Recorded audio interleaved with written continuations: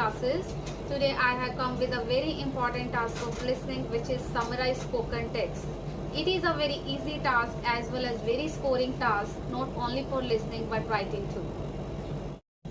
First of all, I'll introduce the description of task, then the marking criteria, and at last the strategies of this task.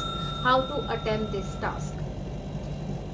ये पहला task है listening का, जिसका नाम है summarise spoken text. इसमें आपको एक लेक्चर सुनाई देगा और इस टास्क का जो टाइम है वो 10 मिनट्स का है, जिसमें इंक्लूड मतलब लेक्चर भी होगा 1 मिनट का या ज्यादा मिनट का भी हो सकता है, 2 मिनट्स का भी हो सकता है या इसके अराउंड ही हो सकता है।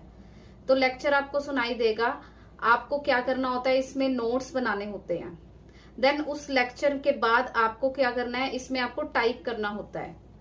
एंड 10 मिनट्स का इसका टाइम है, जिसमें लेक्चर भी आपको रिकॉर्डिंग भी सुनाई देगी और उसमें ही आपको टाइप भी करना है। जब रिकॉर्डिंग चल रही है उसमें आपको, जैसे मैंने आपको पहले ही बताया कि नोट्स आपको बनाने हैं as much as you can, जिसमें इंपॉर्टेंट कीवर्ड्स होने चाहिए, इंपॉर्टेंट सेंटेंसेस होने चाहिए, ताकि जब आप अपना आंसर करें तो वो इंपॉर्टेंट आप सेंटेंसेस या फिर कीवर्ड्स के थ्रू अपना आंसर जो आप प्रिपेयर कर सके, अपना आंसर अच्छे से लिख सके। और एक बार जब आपका लेक्चर कंप्लीट हो गया तो उसमें आपको क्या करना है, वर्ड लिमिट का बहुत ध्यान रखना है कि 50 to 70 वर्ड्स की ही वर्ड लिमिट होनी चाहिए। इससे ना तो कम और ना तो ज्यादा, मतलब कि ना 50 वर्ड से कम होने चाहिए वर्ड्स, ना ही 70 वर्ड से ज्यादा। ये एग्जाम में आपको 1 या 2 क्वेश्चंस आते हैं और एक क्वेश्चन का जो मार्क होता है वो 10 मार्क्स का होता है। एक क्वेश्चन अगर 2 आ रहे हैं तो सेपरेट मार्क्स होंगे, 10 मार्क्स के ये 2 क्वेश्चंस होंगे। और इसका जो टाइम है वो भी सेपरेट होता है। 10 मिनट इसका, जैसे लिसनिंग का ग्रॉस टाइम होता है, इसमें 10 मिनट इसका अलग ही इंडिविजुअल टाइम होता है। लिसनिंग का जो दूसरे टास्क का टाइम है उसमें इंक्लूड नहीं होता। Next is marking criteria. Marking criteria में देखो ये 5 पैरामीटर्स पर जो इसकी मार्किंग होती है। First is content. कंटेंट के 2 मार्क्स होते हैं। अगर तो आपने बिल्कुल रेलिवेंट कंटेंट लिखा है, इंपॉर्टेंट जो कीवर्ड से इंपॉर्टेंट मेन पॉइंट्स थे, अगर आपने वो इंक्लूड किए हुए हैं अपने आंसर में, तो आपको इजीली इसके 2 मार्क्स मिल जाएंगे। अगर थोड़ी सी भी इररेलीवेंसी है, मतलब कि आपका जो कंटेंट है, जो लेक्चर था उससे इररेलीवेंट है, उससे मैच नहीं हो रहा है, तो उसमें आपके कंटेंट के मार्क्स जो है वो डिडक्ट होंगे। जैसे कि अगर आपका थोड़ा सा मैच नहीं हो रहा तो 1 मार्क डिडक्ट होगा। अगर आपका बिल्कुल भी मैच नहीं हो रहा है तो 2 के 2 मार्क्स जो है कंटेंट के वो डिडक्ट हो जाएंगे। Next is form. फॉर्म होता है कि जो इसकी वर्ड लिमिट है, जैसे 50 to 70 वर्ड्स की वर्ड लिमिट है। अगर आप 50 वर्ड से कम लिखते हैं तो भी आपकी जो फॉर्म के जो मार्क्स हैं वो डिडक्ट होंगे। अगर 70 वर्ड से आप ज्यादा लिख रहे हैं तो भी आपके जो फॉर्म के मार्क्स है वो डिडक्ट होंगे। तो मेक श्योर आप इसके अंडर ही लिखें, 50 to 70 वर्ड्स के अंडर ही आप अपना आंसर लिखें। Then next is grammar. Grammar के भी 2 मार्क्स होते हैं, तो मेक श्योर कोई भी ग्रामेटिकल एरर ना हो। जो भी आप आंसर दे रहे हैं, चाहे वो सेंटेंस मेकिंग में दे रहे हैं, चाहे जिस तरह से भी ग्रुप ऑफ वर्ड्स में दे रहे हैं, या वर्ड्स आप लिख के दे रहे हैं, मेन वर्ड्स की पॉइंट जो होते हैं उस तरीके से आप अपना सेंटेंस बना रहे हैं, तो मेक श्योर उसमें कोई भी ग्रामेटिकल एरर ना हो। ग्रामर अगर आपकी बिल्कुल ठीक होगी तो आपको ग्रामर के 2 मार्क्स मिलेंगे। अगर इसमें आपकी ग्रामर की थोड़ी सी भी मिस्टेक होती है तो आपके 1 मार्क मिलेंगे। अगर ज्यादा मिस्टेक्स होती है, मतलब 2 से ज्यादा मिस्टेक्स होती हैं, तो 2 की 2 मार्क्स की आपकी डिडक्शन होगी। Next is spelling. स्पेलिंग के भी 2 मार्क्स होते हैं। स्पेलिंग का आपको बहुत ध्यान रखना है। जब आप अपना आंसर लिख रहे हैं तो स्पेलिंग का आपको ध्यान रखना है, क्योंकि टाइप कर रहे हैं आप। एक बारी आपको जब आप अपना आंसर कंप्लीट कर लेते हैं तो उसको पढ़ के भी देखना है, प्रूफ रीड भी करना है, जो कि बहुत इंपॉर्टेंट है, क्योंकि काफी स्पेलिंग एरर्स जो हैं हम कई बार टाइपिंग में कर देते हैं। तो प्रूफ रीड से आप अपना आंसर जो है चेक कर सकते हैं, कोई स्पेल एरर तो नहीं है, कोई ग्रामेटिकल एरर तो नहीं है। इससे आपको बहुत हेल्प हो जाएगी कि आपका कोई भी एरर हो तो आप फाइंड आउट करके उसे ठीक कर सकते हैं, और आपके जो इसके मार्क्स है स्पेलिंग ग्रामर के वो सही सेव रहेंगे, 2 मार्क्स जो होते हैं। Then vocabulary. वोकैबुलरी में क्या है, आपको कोई भी शॉर्ट फॉर्म यूज नहीं करनी। कई बार क्या होता है, प्रॉपर नाउन होते हैं तो उसमें जैसे यूनिवर्सिटी का नेम है, किसी कॉलेज का नेम है, तो आप कई बार बच्चे क्या करते हैं, शॉर्ट फॉर्म यूज कर लेते हैं। आपको जब भी आंसर करना है इसका समराइज स्पोकन टेक्स्ट का, कोई भी शॉर्ट फॉर्म यूज नहीं करनी, फुल फॉर्म ही आपको लिखनी है अपने आंसर में। चाहे आपने जैसे लेक्चर में सुना, पहले तो फुल फॉर्म स्पीकर बोलेगा ही, उसके बाद वो शॉर्ट फॉर्म यूज कर सकता है, बट जब आप अपना आंसर दे रहे हैं तो उसमें आपको शॉर्ट फॉर्म नहीं यूज करनी, फुल फॉर्म में ही आपको आंसर लिखना है। ना ही आपको कॉन्ट्रैक्शंस यूज करनी है। कॉन्ट्रैक्शन मीन्स डिडंट हो गया, हैजंट हो गया, हैवेंट हो गया, जो इस तरह की कॉन्ट्रैक्शंस है ये यूज नहीं करनी। हैव नॉट, हैज नॉट, इस तरीके से आपको इसको आंसर में आपको लिखना है। और रेपिटेशन बिल्कुल नहीं होनी चाहिए। एक सेंटेंस जो आपने लिख दिया उसको आपको दोबारा नहीं लिखना है। मेक श्योर कि आप उससे अलग ही कोई आइडिया, कोई अलग कीवर्ड वाला सेंटेंस है वो आप लिखें। अगर रेपिटेशन होती है तो इसमें भी वोकैबुलरी के जो मार्क्स है डिडक्ट होते हैं, 2 मार्क्स में से आपका 1 मार्क रह जाता है। और अगर ज्यादा रेपिटेशन होती है तो इसमें आपके 2 मार्क्स भी डिडक्ट हो सकते हैं। Then thing is tips and strategies of this task, किस टास्क को करना कैसे है, क्या क्या आप टिप्स यूज कर सकते हैं, किन किन स्ट्रैटेजीज से आप अपने आंसर को अच्छा दे सकते हैं जिसमें आपको फुल मार्क्स मिले। फर्स्ट इज आपको, जैसे मैंने बताया, आपको नोट्स बनाने हैं। जैसे ही लेक्चर स्टार्ट हुआ आपको नोट्स बनाने हैं। जितना आप नोट्स बना सकते हैं उतने नोट्स आपको बनाने हैं। और आपको ये ट्राई करना है कि उसमें कीवर्ड्स हो। कीवर्ड्स होते हैं इंपॉर्टेंट वर्ड्स होते हैं, नाउन्स होते हैं जो, तो उन वर्ड्स का आपको ज्यादा यूज करना है। ग्रुप ऑफ वर्ड्स उठाने हैं, सेंटेंसेस उठाने हैं। छोटे सेंटेंस से आप उठा सकते हैं, ऐसा नहीं कि आपको बहुत लॉन्ग सेंटेंस उठाने हैं। कई बार ग्रामर बच्चों की इतनी ठीक नहीं होती और वो लॉन्ग सेंटेंस लिख देते हैं जिससे कि बहुत उनके मिस्टेक हो जाते हैं, ग्रामर के काफी एरर्स आ जाते हैं। तो आप सेंटेंसेस भी वही उठाइए, फ्रेजेस उठाइए जो कि आपको इजीली, आप ग्रामेटिक भी उसे सही लिख सकें।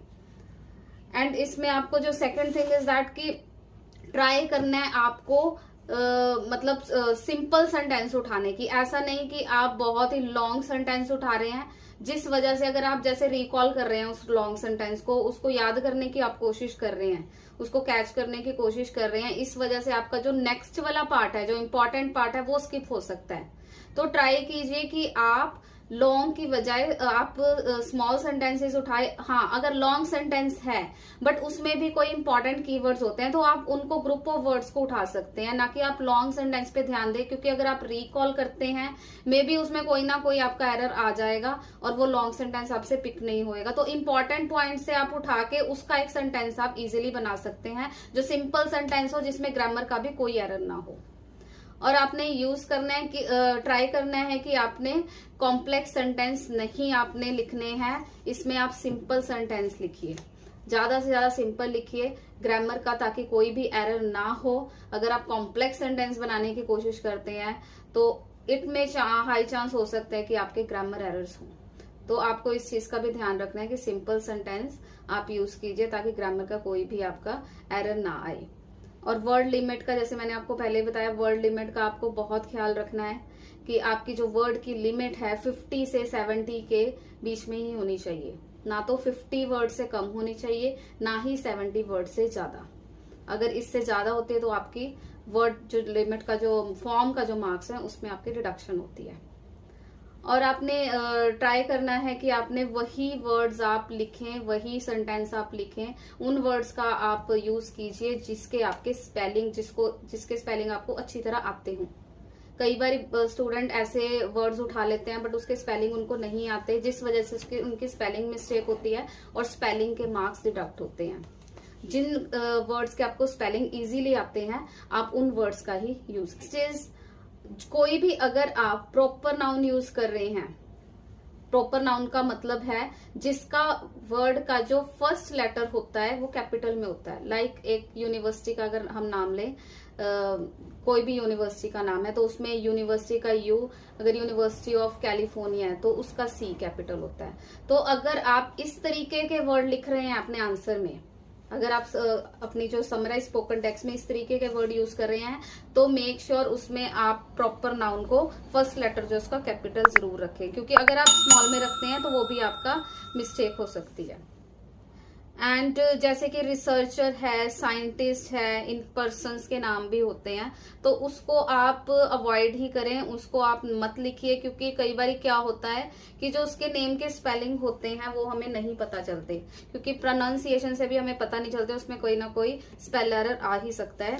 क्योंकि इसमें हाई चांस होते हैं, क्योंकि इंग्लिश नेम्स होते हैं, तो उसको आप अवॉइड ही कीजिए। अगर कोई भी रिसर्चर या साइंटिस्ट का नाम है तो उनको आप रिसर्चर या साइंटिस्ट के थ्रू आप अपना आंसर कंप्लीट कर सकते हैं, ताकि मतलब उनका नाम आप मत लिखिए, तो क्योंकि इसमें हाई चांस होते हैं कि आपकी जो है स्पेलिंग की मिस्टेक हो। और मीनिंगफुल कीवर्ड्स होने चाहिए। जो जब भी आप अपना आंसर प्रिपेयर करें, सबसे पहले आप नोट्स बनाएंगे। नोट्स बनाने के बाद आप उसको लिख के देखिए, पहले लिख के मीनिंगफुल सेंटेंस बना के देखिए आप, ग्रामर एरर तो नहीं है, उसके बाद ही आप टाइप कीजिए। पहले कीपैड पे जो भी आपको नोटपैड वहां पे दिया जाता है एग्जाम के टाइम में, तो उसमें आपको पहले लिख के देखना चाहिए, स्पेलिंग की मिस्टेक ना हो, ग्रामर की कोई मिस्टेक ना हो। ज्यादा से ज्यादा आप अपने आंसर में नाउन का यूज कीजिए, इंपॉर्टेंट आइडियाज, की पॉइंट्स, की वर्ड्स होते हैं, उसका आप यूज कीजिए।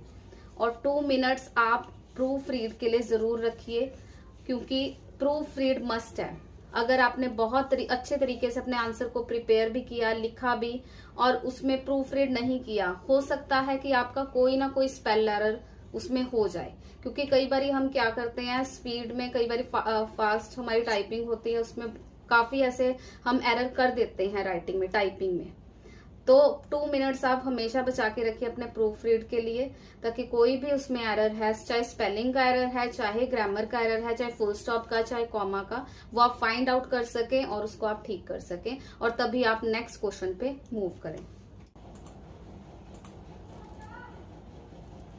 Summarize spoken text. You will hear a short report. Write a summary for a fellow student who was not present. You should write 50 to 70 words. You have 10 minutes to finish this task. Your response will be judged on the quality of your writing and on how well your response presents the key points presented in the lecture. Lecture आपको जो सुनाई देगा, उसके बाद आपको इसमें क्या है, ये बॉक्स है, यहाँ पे आपको टाइप करना है। यहाँ पे आपको वर्ड काउंट, कितना वर्ड काउंट आपका हो गया है, ये यहाँ पे आप सारा चेक कर सकते हैं। इसमें आपको मेक श्योर, जैसे मैंने पहले ही आपको बताया, ध्यान रखना है कि 50 वर्ड से नीचे नहीं होना चाहिए और 70 वर्ड से अबव नहीं होना चाहिए। तो यहाँ से आप वर्ड लिमिट अपना चेक कर सकते हैं। टाइम आप चेक कर सकते हैं। ऊपर बिल्कुल राइट हैंड साइड पे टॉप पे टाइम होता है कि आपका कितना टाइम रिमेनिंग है इस टास्क को करने के लिए। तो इस तरीके से ये टास्क होगा, या आप इसमें प्रैक्टिस कर सकते हैं। रोज की आप प्रैक्टिस कीजिए अच्छे से, और बहुत ही स्कोरिंग टास्क है। 10 मिनट्स का ये टास्क होता है, 10 मिनट्स का टास्क होता है, 10 मार्क्स का ही ये टास्क होता है। तो आपको बहुत अच्छे से इसको प्रिपेयर करना है ताकि आप इसमें फुल स्कोर ले सकें। We provide online classes not only for students but professionals too. We are providing several batches as per your convenience. If you wish to join online classes, you can contact us on WhatsApp, as well as you can visit www.arshnaptclasses.com. If you like my video, please don't forget to subscribe my channel.